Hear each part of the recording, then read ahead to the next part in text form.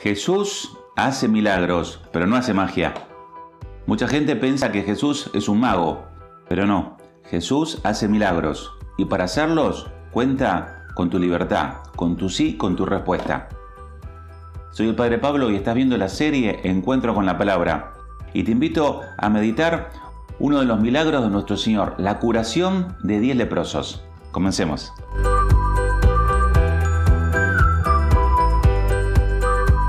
Cuenta el Evangelio de hoy que se acercaba Jesús hacia Jerusalén, atravesando Samaria y Galilea, y al entrar en un poblado le salieron al encuentro 10 leprosos, que se detuvieron a distancia y empezaron a gritarle: Jesús, Maestro, ten compasión de nosotros.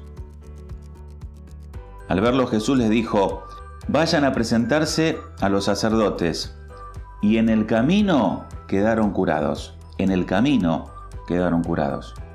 Bueno, vamos a hacer la composición de la escena.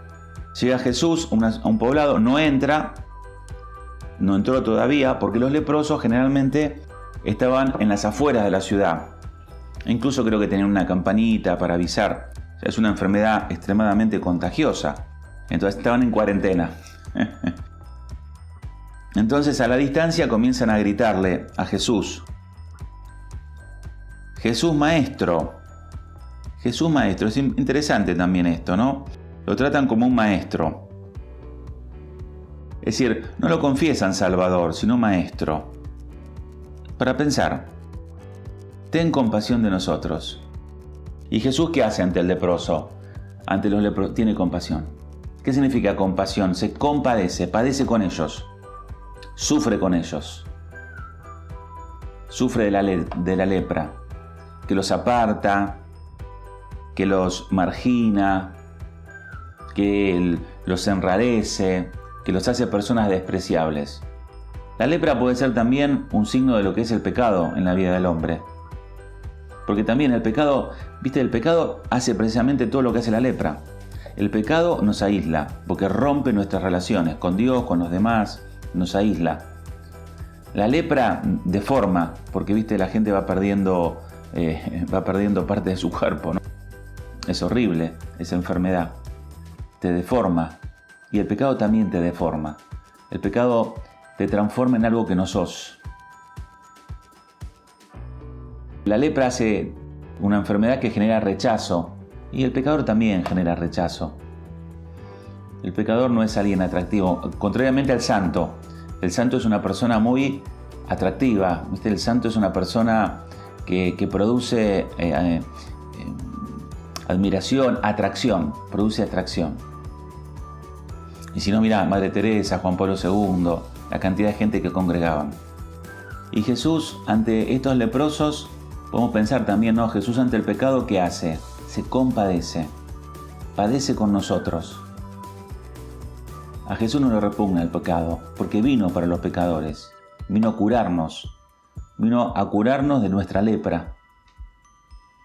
¿Y qué hace Jesús? Le dice a los leprosos: vayan a presentarse a los sacerdotes. ¿Por qué? Porque cuando la lepra se curaba, tenían que ir a los sacerdotes para que los sacerdotes chequeen y hagan un certificado de que la lepra estaba curada y podían ellos reintegrarse a la sociedad. Que también eso es lo que hace Jesús cuando nos cura a nosotros. Cuando Jesús nos cura del pecado, ¿qué pasa? Nos reintegra en nuestras relaciones, en nuestros vínculos. Mientras el pecado nos aísla, la gracia de Dios, el perdón de Dios, nos reincorpora a la red de relaciones que teníamos antes. Entonces ellos tenían que ir a los sacerdotes para que verificasen que la lepra estaba seca, le extendiesen un certificado y con eso pudiesen volver a ser parte de la sociedad. Pero acá hay un detalle muy interesante, muy lindo, que dice que en el camino quedaron purificados. Es decir, te decía al principio, Jesús hace milagros, no hace magia. Es decir, Jesús no dijo, cúrense, ¿no? Unos pases mágicos, tiró polvitos mágicos. No. Jesús no hace eso. Jesús hizo un milagro, le dijo, vayan a presentarse al sacerdote. Y en el camino quedaron curados. Los leprosos, ¿qué tuvieron que hacer? Empezar a caminar. Entonces, imagínate, los pies destruidos, llenos de llaga, tal vez sin algún dedo. Entonces, ellos comenzaron a caminar.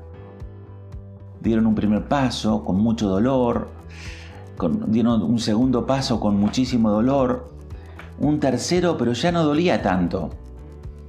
Un cuarto paso, y así se dieron cuenta que a medida que iban caminando, se iban curando. Ellos tuvieron que ponerse en camino para curarse. Para que el milagro de Jesús opere, ellos tuvieron que hacer algo, ponerse en el camino. Por eso te decía, Jesús hace milagro, no hace magia. ¿Qué quiere decir esto? Que Jesús cuenta también con tu pequeño aporte, con tu esfuerzo. Jesús quiere curarte. Jesús quiere que camines en la vida. Pero vos también tenés que poner un poquito de vos, un poquito de tu esfuerzo.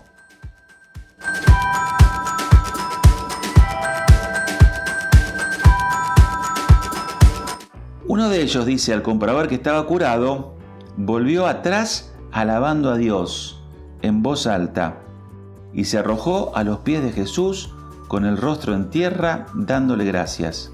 Era un samaritano. Jesús le dijo, ¿cómo? ¿No quedaron purificados los 10?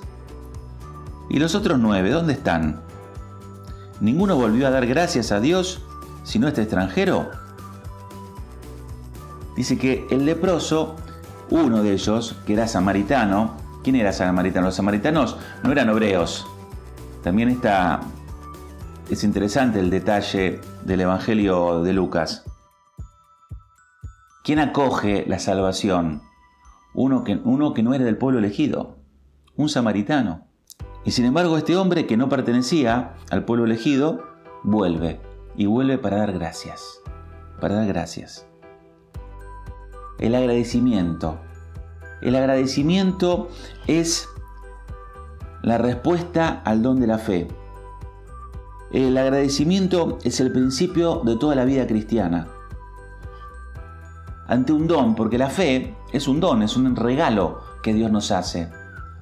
Y ante un regalo, ¿cuál es la respuesta que nosotros le debemos a quien hace ese regalo? La gratitud. La gratitud es el principio fundamental de la vida cristiana.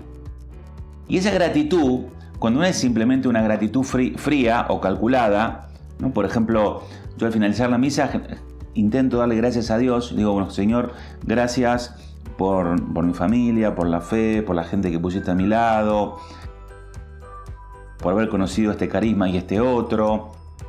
En fin, le doy gracias a un montón de cosas, ¿sí? Por el agua, por la comida, porque puedo ver, escuchar, en fin, muchas cosas. Esa es la gratitud, ¿no? La gratitud. Pero la alabanza, ¿qué es? Alabar a Dios. Es la gratitud cuando sale del corazón, cuando está llena de afecto, cuando está llena de amor de Dios, de amor a Dios. Este hombre volvió alabando a Dios. Esa es la alabanza. Es esa gratitud que surge de lo profundo del corazón. Cuando uno es tocado en lo profundo y desde lo profundo surge ese gracias lleno de fervor. Esa es la alabanza. Y la alabanza es precisamente el signo distintivo de la vida cristiana. Vos y yo deberíamos estar alabando a Dios todo el día. Tendríamos que estar alabando, agradeciendo de corazón al Señor, porque somos ricos, porque tenemos un montón nos quejamos por lo que nos falta, pero no nos damos cuenta de todo lo que tenemos, de todo lo que el Señor nos dio, de los milagros que Dios ha obrado en nuestra vida. La alabanza. Por eso, la formación moral, la primera formación moral que recibimos en una familia cristiana, ¿cuál es? La gratitud. ¿Vieron cuando éramos pequeños y alguien nos daba algo? Nuestros padres nos decían, ¿qué se dice? Gracias, gracias. Esa es la primera formación moral. ¿Qué le estamos enseñando al niño? El otro día, cuando estaba atendiendo acá a las familias más necesitadas, generalmente cuando veo un chiquito, le doy unos caramelos, unas galletitas, algo un poquito más para ellos. Y se los doy y se iban, una se iba, ¿no? Y le digo, ¿qué se dice? Gracias. Muy bien. Y está correcto. Y tenemos que hacer eso. Y tenemos que enseñarle a los niños y a los adultos a dar gracias. ¿Qué se dice? Gracias. Tal vez al principio vos y yo demos unas gracias frías, pero después también tienen que ser momentos de alabanza. Tenemos que alabar a Dios. No podemos simplemente amar al Señor con la mente, también con el corazón. Y cuando la mente y el corazón se unen y dan gracias, alaban. Porque este es el principio fundamental de la vida cristiana. Un Dios que gratuitamente nos cura de nuestra lepra, es decir, nos cura de nuestro pecado. Y ante ese regalo inmenso, ¿cuál es la respuesta? Gracias.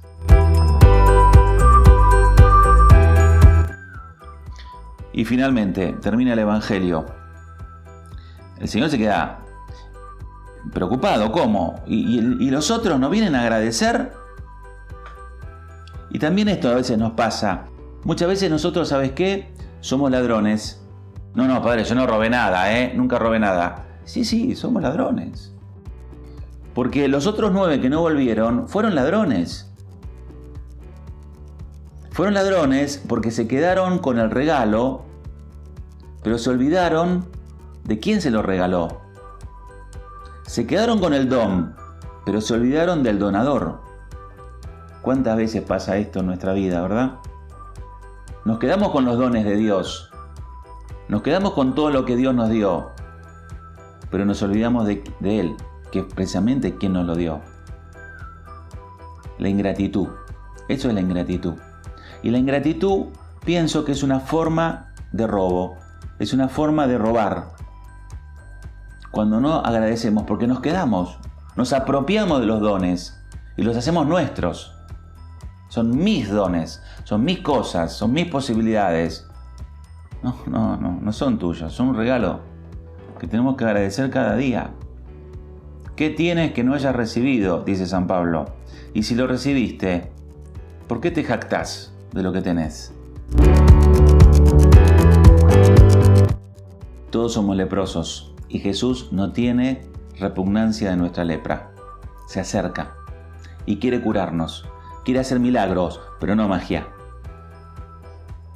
Jesús nos cura en la medida que también nosotros nos movemos. Es en simultáneo. El milagro de Dios se da en la concomitante participación de Dios y de uno. Ante la curación debemos, porque es una obligación de justicia, agradecer. Debemos agradecer. Pero no solamente agradecer, sino que tenemos que alabar y reconocer y proclamar en quien nos cura a nuestro Salvador. Y en ese agradecimiento, en esa alabanza, en ese reconocimiento de Jesús como nuestro Salvador, se cierra la fe. Los dos movimientos de la fe, que terminan dando un milagro aún mayor que el de la curación de la lepra, que es el milagro de que nuestra vida repentinamente adquiere sentido. Nuestra vida se revitaliza, nuestra vida se transforma. No le tengamos miedo a Jesús. Acerquémonos a Él. Agradezcámosle al Señor todos los dones que nos da. Y sobre todo le pedimos al Espíritu Santo que nos dé la capacidad de alabarlo, de adorarlo. Porque en nuestra respuesta de gratitud a quien tanto nos ama, nuestra vida adquiere sentido, nuestra vida se salva. Amén.